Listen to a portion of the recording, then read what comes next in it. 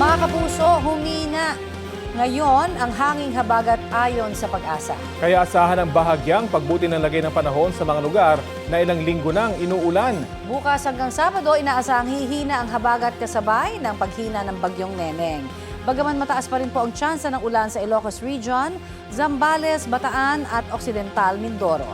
Asahan din ang ulan sa ilang pangpanig ng Luzon, kabilang po ang Metro Manila kahit umaaraw na sa ilang bahagi ng Kamaynilaan.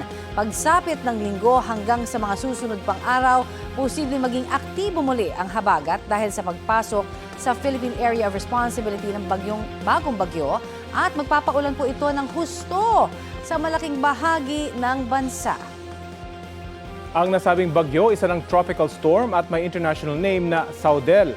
Namataan niyan halos 3,000 kilometro silangan ng Eastern Visayas. Habang nasa Pacific Ocean, inaasahang lalakas pa ang nasabing bagyo bilang typhoon. Sa ngayon, bahagyang nahahatak pa ng bagyong Neneng ang habagat. Namataan po yan mahigit 400 kilometro hilaga ng Itbayat, Batanes. Isa pa rin itong tropical depression, taglay ang lakas ng hangin na hanggang 45 kilometers per hour.